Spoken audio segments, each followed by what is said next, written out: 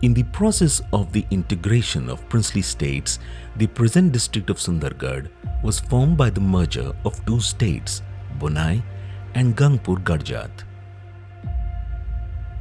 The exploitation of the subjects in the erstwhile Gangpur princely state were rooted in feudal extractions like Bethi, Beti, Rasad and Magan was demanded,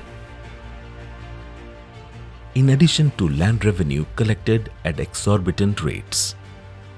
The new revenue settlement introduced by King Raghunath Shekhar Deo led to the tribal rebellion under the leadership of Madri Kalo. This was the first awakening of the soils from their slumber. Born in 1848, Madri Kalo, a tribal Gauntia or village headman of Kureibaga village of Sundargarh, Odisha, was a very popular leader and organizer. People believed he had mastery over Tantra esoteric art through which he could use the honeybees against the enemy.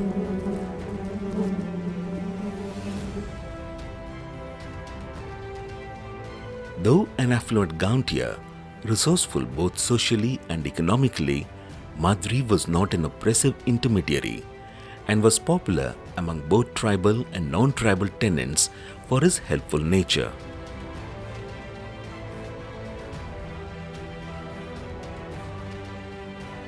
In 1895, when Gauntiari tenures were renewed, Madri Kalo, like many other original tribal Gauntias, were dislodged and his Gauntiari was transferred to a new bidder, Bhagwatiya Teli, by the Durbar administration. Under this circumstance, Madri Kalo had no way but to rise in arms with his friends and followers in 1897. Madri Kalo organized this movement against the king of Gangpur, who was being supported by the British. This movement is known as Gauntia Meli.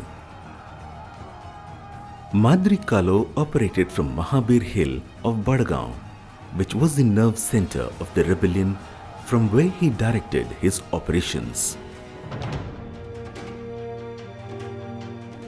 Despite all efforts, it became difficult on the part of the Durbar administration to nab the rebels, who took shelter in the inaccessible hills and forests of the region. The British government deputed a contingent of troops under the command of the Deputy Commissioner of Singhbhum to assist the Gangpur state policy in suppressing this rebellion. But it was difficult to apprehend Madri Kalo and his followers, who continued the depredatory operations from hideouts in remote hills and forests.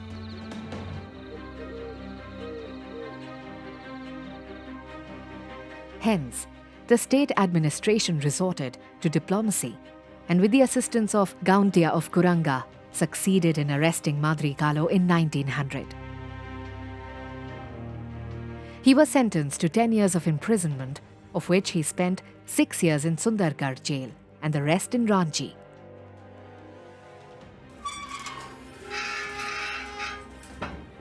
He was released in 1910.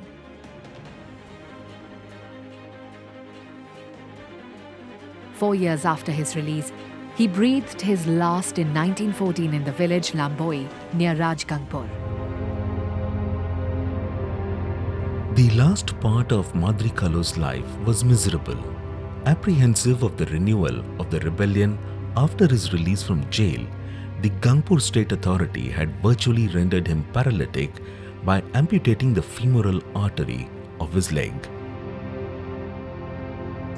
As the torchbearer of the first insurrection against the oppressive Durbar administration, Madri gave a timid generation a sense of courage and moral strength to fight out for justice, which expressed itself in a violent form in terms of the Munda Rebellion of 1939, nearly a quarter century after his death.